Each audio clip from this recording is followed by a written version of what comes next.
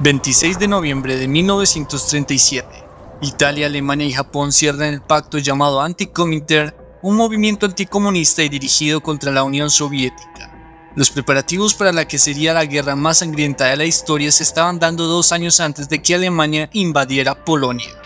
Simultáneamente, la región pacífica ya había empezado un frente de batalla, en la llamada Segunda Guerra Sino-Japonesa, cuando el ejército japonés invadió el noreste de China en la llamada región de Manchuria, donde se ubican ciudades como Beijing y Harbin, ciudades en donde se localizarían algunos escuadrones, incluyendo al del general Ichi, que llevarían a cabo algunos de los más horribles crímenes de guerra cometidos en la época moderna.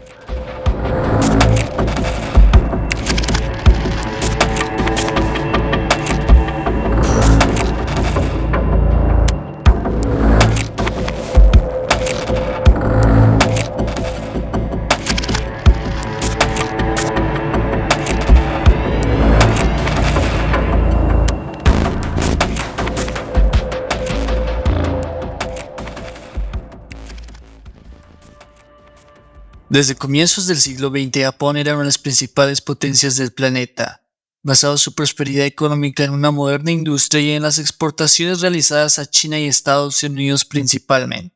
De la mano de su economía, su población también creció y su ejército se situó entre los más poderosos del mundo. En este contexto inició una política expansionista en la cual Japón fijó sus ojos en el norte de China, específicamente en la región de Manchuria.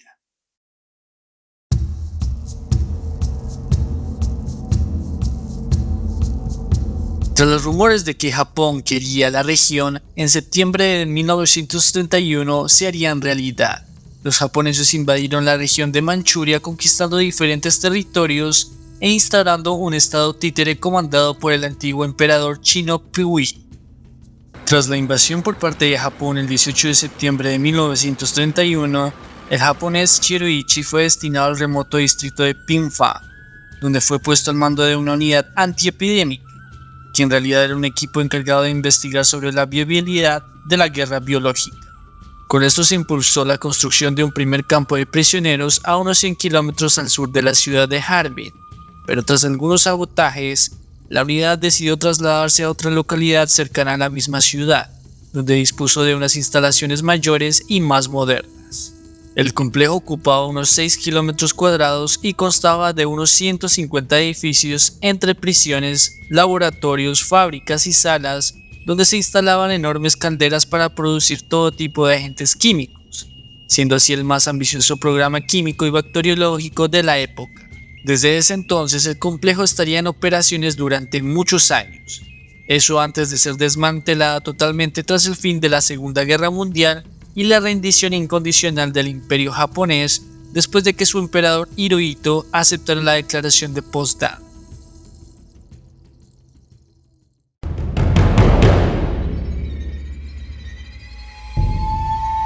El escuadrón estaba compuesto por 8 distintas divisiones.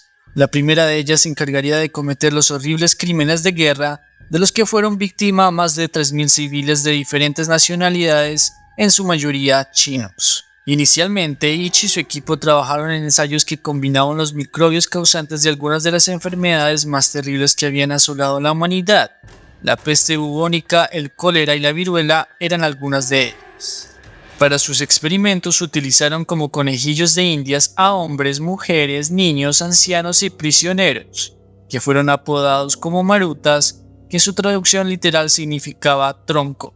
Las víctimas eran engañadas diciéndoles que se les inyectaba una vacuna, cuando en realidad estaban siendo expuestos a patógenos mortales y de esa manera ver sus diferentes reacciones ante estas. Aunque esto de por sí ya era cruel, era solo el principio.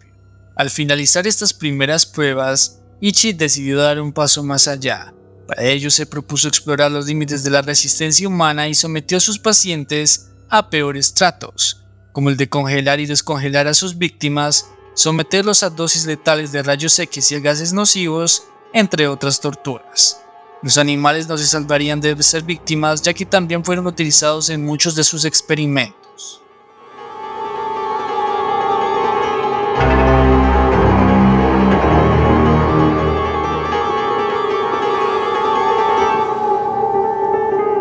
A A medida que la guerra avanzaba y el presupuesto crecía, el escuadrón contó con la ayuda de otras unidades satélites diseminadas por los distintos territorios que controlaba Japón en China, incluyendo Nankín, Pekín e incluso Singapur, cuyo alcance aún no se ha investigado lo suficiente. En 1941 el Imperio japonés llevaría a cabo el ataque a Pearl Harbor, lo que llevaría a Estados Unidos a entrar en la Segunda Guerra Mundial. Fue así que durante la campaña estadounidense en el Pacífico, capturó a algunos médicos nipones que habían pasado por la Unidad 731. En ese momento los norteamericanos no solamente descubrieron el secreto programa biológico japonés, sino también de los crímenes cometidos y de la persona al mando, Shiroichi, que desde entonces sería buscado por el gobierno estadounidense. La Agencia de Inteligencia de Estados Unidos siguió de cerca los movimientos del escuadrón, país que mantuvo en secreto tales crímenes con el propósito de capturar con vida al personal que hacía parte de este y de esta manera acceder a la información y los datos recopilados por parte del equipo, todo a cambio de no ser juzgados y pasar por la corte, que seguramente les hubiera dictado una sentencia de muerte.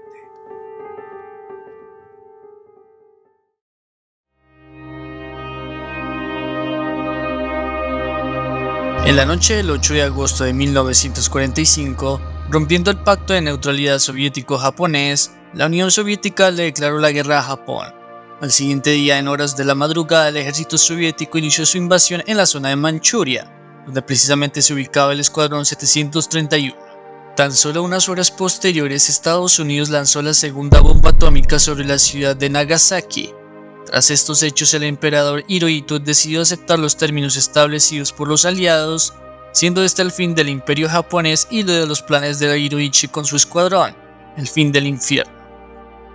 Una vez terminada la guerra, tanto China como Corea del Sur, que eran las principales víctimas de los crímenes de guerra por parte de Japón, solicitaron un castigo ejemplar contra Ichi y todo partícipe de los hechos atroces.